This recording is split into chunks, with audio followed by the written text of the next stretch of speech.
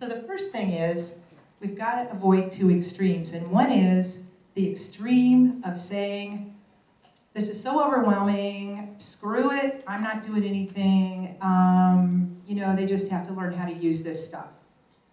And actually, that's the majority of the response I see from families that I work with, is there's no supervision, there's no conversations, and there's no trying to put the use of your phone in a moral and social context. The other reaction is the one of fear of over-control and trying to monitor everything, or even worse, become friends with your kid on Instagram or Snapchat. And just word for the wise, don't do that. It just looks bad, and it's a great way to kill your kid's social life. So let's talk about the context that we need to look at. So one is, you need to understand what helps promote emotional wellness in our children. So when we look at kids aged 4 to 12, we see these are the important developmental tasks. And this is just sort of my summary across all the developmental theorists in psychology and mental health. One is, they have to learn how to ask for help and to become resourceful. And if the only way they ask for help is with their digital device, that is not good. Because all of us here are probably here because we've had mentors, people who had human interactions, who loved us, who knew all about us and accepted us and helped us make it to the next step. They have to articulate their inner experience and to be able to say how they feel, how they think, what their opinion is, and to tell it to others. And if you're just using texting talk to do that, you're not going to learn it very well. You have to develop emotional and practical resourcefulness. So you may have heard of this story where some girls were trapped in a tunnel and they had their phones and their phones were working. What did they do? They went on Facebook. Okay, what would we do? We would have called 911, all right? And that's telling you something about their misunderstanding of how to cope and how to use resources. And if that thing you're on all the time is Facebook, then of course you're going to think of that. You have to develop real life skills and hobbies. And I'm talking about stuff in addition to being very good at digital literacy. And that would be how to do different sports, how to play, how to navigate your way around the world at an age-appropriate level. And then you have to understand that others are separate and different. And one of the things that's tough about digital media is there are algorithms. So every time you search for something or type certain words, your computer or your phone or your tablet keeps feeding you more stuff that's synchronous with that. And it means it becomes very easy for a child or an adult to have a world where the only stuff they're getting is stuff that agrees with them.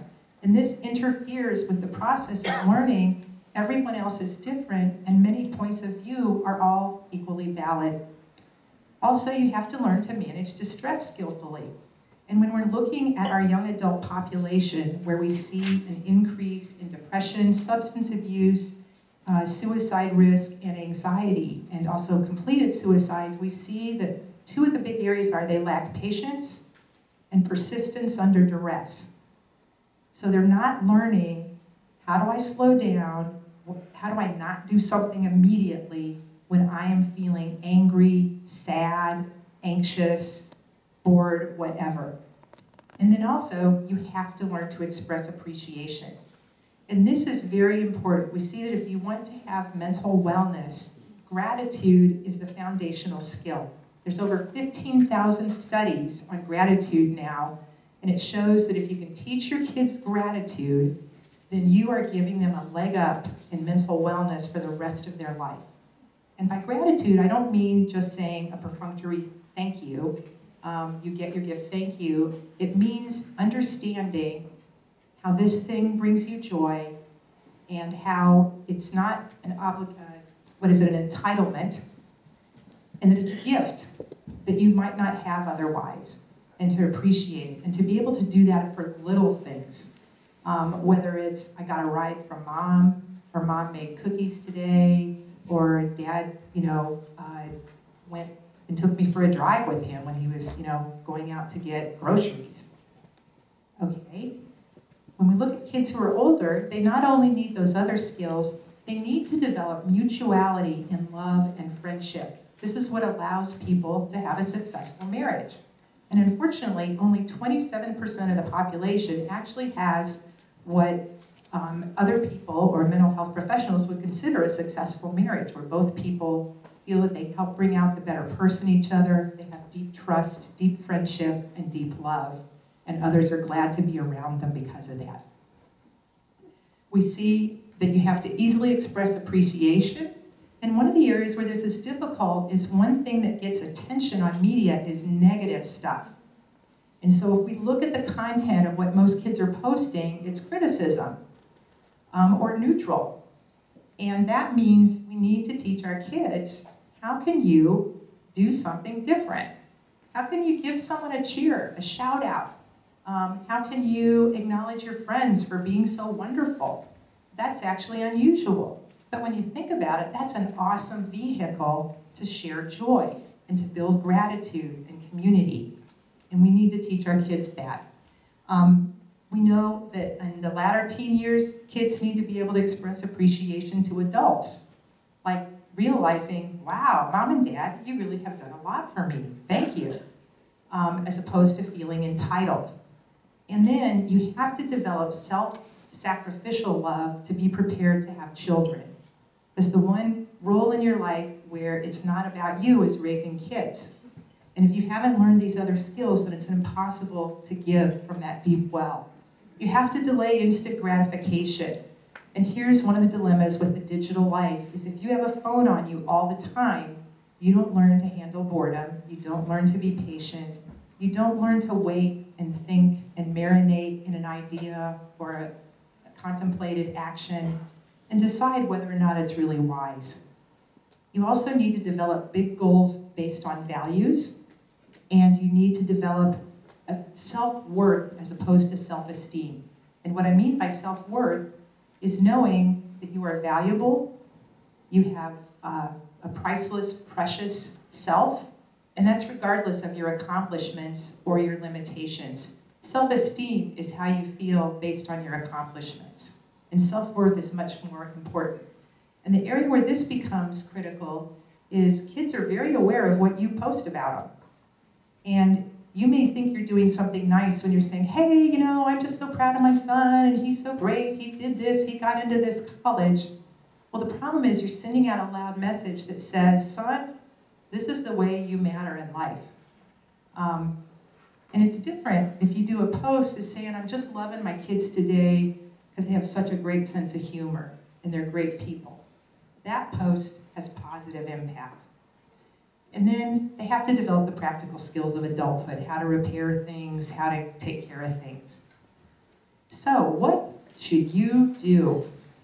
Well, here's a list of some things you shouldn't do. Is avoid making assumptions about your child's digital use. Most parents assume that their boys are not looking at porn. And I can tell you what happened in my house. With both of my boys, we had that come to Jesus moment where I walked into the room and there's something on the screen that they had bypassed the security things that I had set up.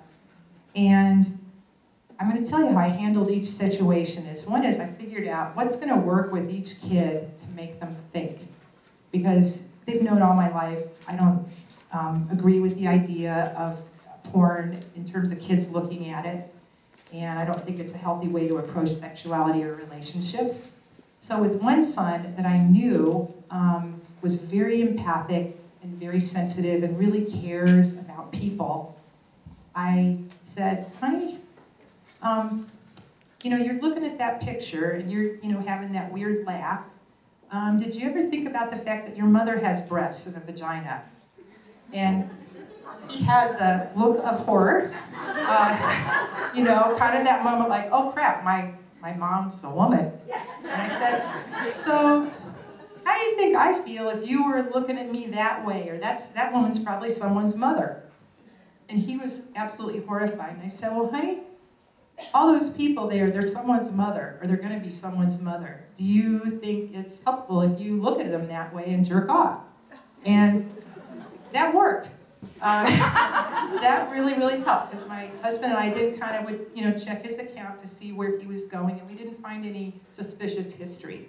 The other son, I knew his big thing in life is no one controls me, and I don't care about your opinion so much as I do my own. And so for that son, what I did was I said, Anna, do you have any idea who pays the most money in our society and watches the most porn? And it's a multi-billion-dollar industry, over $30 billion. What age group? I don't know, men. I'm like, no, it's 10 and 11-year-olds. They figure out how to use their parents' Visa card, just like you're doing. And then I said, do you know, they know what appeals to boys like you. They know how to make you jerk off so they can make money. And he was horrified. And I said, do you like having someone control when you're going to masturbate? And he didn't. And that's what worked for him. So my advice is, you've got to be willing to pay attention and handle the situation and put it in a context where your child can learn from it, as opposed to just giving the rule. You've got to make them think. Also, you do need to be a role model. I lied when I said I wouldn't mention that. But you have to show, because if you think about it, our kids learn way more from watching us than they do from our words. And it's true for all of us. It's easier to learn when you see it done, as opposed to when someone just, gives you the wah, wah, wah about it. The other thing is, you have to be willing to learn what your kids are doing and to watch. And this means if your kids are playing video games, you've got to watch. You've got to figure out, is this actually appropriate? And so one thing I did, which I admit, I hate video games. I can't make the controller work. I've never been able to, and I still have trouble getting why people even thought they should invent this. But I sat and I watched my kids, because when they were young, they'd be like, Mom, watch me do Mario Kart. And I realized it's the same as them saying, watch me shoot basketballs. Watch me kick a soccer goal. And what was very interesting is I learned that one son is a strategist. And he always figures out how to get behind the chief in charge and be the second in command who really runs the show. And I realized he's really good at figuring out the psychology of other people in groups, and that's how he makes these things work. And I learned my other son was the selfless self-sacrificer. He has cerebral palsy, he's very klutzy. If he drives a vehicle in a game, it never goes on the road. But he's the one who's willing to go out and be cannon fodder or to collect stuff for the team, and so people enjoy him. And in fact, that's how he is now with people. And I realized it wasn't just a lost cause. And then I also keep track of what social media they're on and what they're doing. And one of the rules in our house is I have to have access. And so on random times, every now and then, I might say, oh, here, show me those pictures. And the rule is if you won't show me, then you lose it. You lose the device. And that helps keep some accountability and some honesty. So let's look at some typical mistakes that happen. So one is that you want to get rid of that naive feeling, and you want to get rid of the scared feeling. So you don't need net nanny. You want to look at it and say, this is part of my child's moral and social development and their emotional development. And this is a tool. And just as you would do with anything else, like evaluating, do I want them to play soccer? Do I want them to do football? Do I want them to learn the violin? You want to look at digital devices as a tool. And you want to teach your kids it's a tool. It's a tool for various things. And there's responsibilities that go with this tool. And that is going to really help you. If you make the mistake of just denying it, or avoiding it, or trying to eliminate it, the dilemma is you're going to leave your kid without skills. And so you've got to be willing to have some difficult conversations. And so if you think about moral development with kids, this is how we do it, is when they're very young, we just tell them the rules. And one of the rules of life is the golden rule. And so in our family, we look at it as you're expected to exercise the golden rule online just as you are in life. And in life, just as you aren't allowed to swear or use ugly words or be mean, the same goes true for digital media. And you have to learn self-restraint. And so we give the rule, then we give a little task, a little challenge. And it might be, with a kindergarten, you might say, here's $1, you can go and give this into the offering plate at synagogue or at church. And then you see, does it really make it to the plate? Because some kids will put it in the plate, and some will fake they put it in the plate and do something else with it. And then you realize, okay, we got to do a little practice and a little training, and I have to supervise more closely. And then when they get a little older, you might say, okay, with your allowance, I want you to save 10% and you can do something with charity, because I want to teach you to be generous and to share and to care for others less fortunate. And you see, do they really do it? Or do they pick something that's not really a charity? Like one of my sons did he created the fake online fund for Annan. It's sort of the Annan's vacation fund or something. I forget what it was. And then he tried to get other kids online to give to it. And sadly, other kids did. I was like, but you give steps. And so we do the same thing. And one thing that people recommend at this point in terms of science is that kids under 12 probably should not have smartphones. And we know that toddlers should not be having any digital time. There were some recent studies that have come out. You might have seen it in the national news. And we recommend that you not give devices to kids as the babysitter. So I know a lot of people who look at it as like, when we're out to eat, this gives the parents some time to talk, but what are the kids doing? They're glued onto their device. And you're not teaching them patience, persistence, and conversation, and how to engage with other people appropriately, which is what they really want.